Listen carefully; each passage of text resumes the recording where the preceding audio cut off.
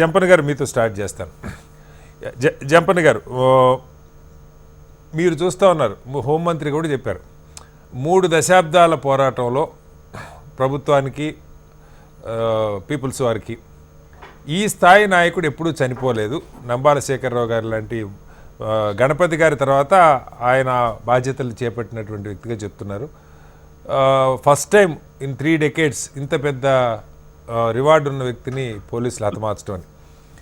కన్నెగుట్టలో అయితే మొన్న దాదాపు అంగుళం గాలించేటువంటి ప్రయత్నం చేశారు. సరే, మధ్యలో ఆపరేషన్ సింధూర్ రావటం కారణం ఏంటో తెలియదు, కానీ బలగాల్ని కొంత వెనక్కి తీసుకెళ్ళినటువంటి పరిస్థితి. కొంత ఆగిందేమో అనుకున్న క్రమంలో మళ్ళీ ఛత్తీస్గఢ్ బీజాపూర్ అబూజ్ బండ్మడ దగ్గర ఈ ఘటన జరిగింది. పెద్ద ఎత్తున దాదాపు 28-29 మంది చనిపోయారంటున్నారు. ఇంకా పెరగొచ్చు సంఖ్య అని కూడా చెప్తూ ఉన్నారు. ఎలా అంటే దీనికి మారిన కాలమాన పరిస్థితుల్లో టెక్నాలజీ పెరిగింది, ప్రభుత్వం దగ్గర పెద్ద ఎత్తున సమాచారం సేకరించేటువంటి వెసులుబాటు ఉన్నది, డ్రోన్లు వచ్చేసాయి, అడవుల్లో దాక్కొని యుద్ధం చేయడం ఎంతకాలం సాధ్యం అవుతుంది? ఎందుకు సరే చర్చలకి ప్రభుత్వం తుపాకులు సరెండర్ చేయాలి అని ఒక ఆంక్ష పెడుతున్నట్టుగా మనం వింటున్నాం, కానీ అసలు చర్చలకి ఏదన్నా ఒక ప్రయత్నం, సీరియస్ ఎఫర్ట్ జరుగుతుందా? మీ తరపున ప్రభుత్వం దగ్గర వాదన వినిపించేటువంటి, అంటే మీరు ప్రస్తుతం లేరనుకోండి, మీకు ఎలా అర్థమవుతుంది జంపన్న గారు? మొదటగా ఈ ఘటన పట్ల నేను అంటే ప్రతిక్రియ వ్యక్తం చేసే ముందట, నేను సిపిఐ మావోయిస్ట్ పార్టీ నుండి 2017 డిసెంబర్లో నేను ఆ సాయుధ పోరాట మార్గాన్ని వ్యతిరేకించి నేను బయటకు వచ్చిన. అయితే ఆ పార్టీకి సంబంధించిన మార్గాన్ని వ్యతిరేకించిన తప్ప దాని ఆశయాలను కానీ దాని లక్ష్యాలను కానీ అది ప్రజల కోసం పనిచేసే విషయాలను కానీ నేను ఆనాడు కానీ ఈనాడు కానీ ఎప్పుడూ వ్యతిరేకించలేదు. నేను చూస్తున్నది ఇవాళ నేను మాత్రమే కాదు, భారతదేశంలో అనేక మంది విశ్లేషకులు మావోయిస్టు సమస్య అంటే, నక్సలైట్ సమస్య అంటే ఆర్థిక, రాజకీయ, సామాజిక సమస్యనే తప్ప అది మరొక రకంగా ఎన్కౌంటర్ ద్వారా, నిర్మూలన ద్వారా శాంతి భద్రతల సమస్య కాదని చెప్తారు. శాంతి భద్రతల సమస్య కాదు అనే విషయం ఏదైతుందో నేను ఘంటాపదంగా అనేక సందర్భాలు చెప్తున్నా నేను. కాబట్టి ఇక్కడికి వచ్చినప్పుడు ఏంటంటే, ఇప్పుడు 55 రోజుల క్రితం కరెక్ట్ గా, అంటే మార్చి 24వ తారీఖున ఇక్కడ శాంతి చర్చలు చేయాలి, కాల్పుల విరమణ చేయాలి అని చెప్పి ఇరుపక్షాలకు, అంటే ప్రభుత్వాలకు, మరొక వంక మావోయిస్టు పార్టీ కేంద్ర కమిటీకి విజ్ఞప్తి చేయడం జరిగింది. వాస్తవంగా అంటే మేము ఆ రోజు పెట్టుకున్నప్పుడు మావోయిస్టులు చనిపోకూడదు, పోలీసులు చనిపోకూడదు, ప్రజలు చనిపోకూడదు. ప్రజలు చంపడం అంటే ప్రభుత్వాల పోలీసు వర్గాలు చంపుతున్నారనే ఆరోపణలు ఉన్నాయి, మావోయిస్టులు కూడా ఇన్ఫార్మర్ల పేరు మీద చంపుతున్నాయి కూడా ఉన్నాయి. కాబట్టి ఎవరు చనిపోవద్దనే దాంతో మేము ఏదైతే కార్యక్రమం తీసుకున్నామో అది సమాజంలో ఒక విశేషమైన స్పందనగా అనేక పార్టీలు, మొత్తం పార్టీల విభేదం లేకుండా, సంఘాల విభేదం లేకుండా, కుల మతాలతో సంబంధం లేకుండా కూడా శాంతి నెలకొల్పాలి అనే దాంతో ఏంటంటే ఒక ఆందోళనలు, సభలు, సమావేశాలు జరుగుతున్నాయి. దేశవ్యాప్తంగా ఢిల్లీలో కూడా కొనసాగుతున్నాయి.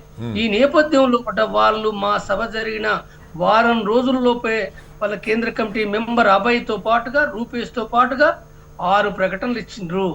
6 ప్రకటనలు ఇచ్చిండ్రు, ఒక ఇంటర్వ్యూ ఇచ్చిండ్రు. దాంట్లో చాలా స్పష్టంగా వాళ్ళు చెప్పింది ఏంటంటే, ఆయుధ విసర్జన అనే విషయం కూడా శాంతి చర్చల ఎజెండాలో భాగంగా మేము చర్చిస్తామని చెప్పారు. తర్వాత జనజీవన స్రవంతులు కలవాలనేది అవుతుందో, ప్రభుత్వాల ఏదైతే వాళ్ళ యొక్క ప్రకటనలను అమిత్ షా కావచ్చు, ఛత్తీస్గఢ్ ముఖ్యమంత్రి కానీ వాళ్ళ జవాబుగా కూడా ఏంటంటే, మేము మా కేంద్ర కమిటీ కోర్ గ్రూప్ అయినా కనీసం చర్చించుకోకుండా మేము అంటే వెంటనే నిర్ణయం తీసుకోలేము, మాకు కొంత టైం ఇవ్వండి, మేము ఆలోచించి అంటే కాల్పుల విరమణ మేము చేస్తున్నాం, మీరు చెయ్యండి, మేము తప్పనిసరిగా చాలా అతి తక్కువ కాలంలో కూడా మేము నిర్ణయించుకుంటాము, ప్రకటిస్తాము, శాంతి చర్చలను మేము కొనసాగిస్తామనే విషయం చాలా స్పష్టంగా చెప్పినారు. ప్రజలు సమాజం నుంచి విస్తృతంగా చాలా విస్తృతంగా ఒక్క బీజేపీ కేంద్ర ప్రభుత్వం తప్ప, బీజేపీ పార్టీ తప్ప సమాజంలోని అన్ని పార్టీలు, అన్ని సంస్థలు విజ్ఞప్తి చేశారు. కాబట్టి ఇది ఒక విచిత్రంగా, అంటే ఈ 45 రోజుల నుండి కూడా ఏదైతే ఈ దాడులు, చుట్టువేత దాడులు, ఈ నష్టాలు, నిర్మూలన ఏదైతుందో ప్రజలకు బాధాకరమైంది. దాంట్లో పార్టీ రాజకీయ సంబంధం ఏం లేదల్లా. రాజ్యాంగం అనేది ఏది ఉన్నప్పటికీ కూడా రాజ్యాంగ ప్రకారంగా జరగాలని కోరుకుంటున్నారు. కానీ ఈ నిర్మూలన అనేది సరైనది కాదని చెప్పి బాధపడుతూ అనేక సందర్భాలు మాట్లాడుతున్నది కూడా ఇప్పుడు ఇవాళ ఈ రకంగా సరిపడవేతుందో ఒక పార్టీ జనరల్ సెక్రటరీ 28 మంది, ఇంకా రేపు తెల్లారితే ఇంకెంత సంఖ్య పెరుగుతుందో కూడా తెలియదు. అందులో కేంద్ర కమిటీ మెంబర్లు ఎంతమంది, కానీ అది కాదు జంపన్న గారు, ఇప్పుడు చాలా మంది హోంమంత్రి గారు ప్రకటించిన ప్రకారం 58 మంది ఈ ఆపరేషన్ బ్లాక్ ఫారెస్ట్ స్టార్ట్ చేసిన తర్వాత 58 మందిని అరెస్ట్ చేసాం, దాదాపు 85 మంది లొంగిపోయారని చెప్పి ప్రకటించారు.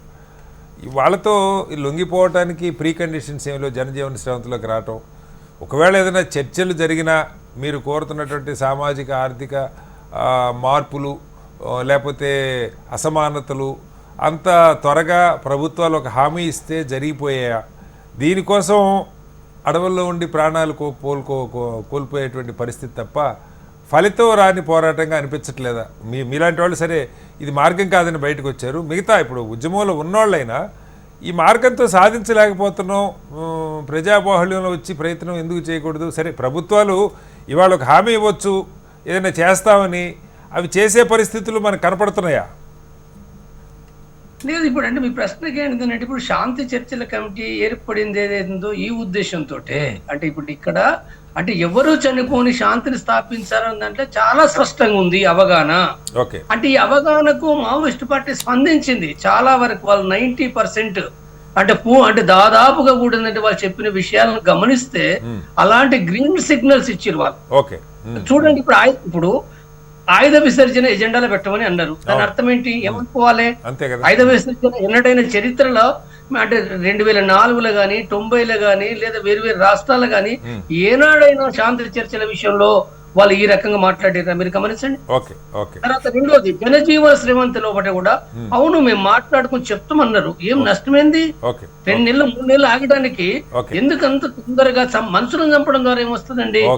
చంపడం కంటే యుద్ధం కంటే శాంతి 1000 రెట్లు ఎక్కువ. పరిష్కారం ఏదైతుందో యుద్ధము అనే పరిష్కారం కంటే శాంతి అనే పరిష్కారం 1000 రెట్లు ఎక్కువ. ఇది మానవ సమాజం అంతటా ఉన్నది. ఇది ఒక భారతదేశంలో కాదు, ప్రపంచ వ్యాప్తంగా ఉన్న విషయం. ఇది మొదటిసారిగా ఈ రకంగా నేను ఎప్పటికీ చరిత్ర చాలా చదివినా నేను. శాంతి చర్చలు అంటే నిర్మూలించడం అనే చరిత్ర నేను ఎక్కడ కూడా ఇప్పటి వరకు నేను చదవలేదు. రైట్ సార్, మళ్ళీ వస్తారు మీ దగ్గరికి చెప్పరు.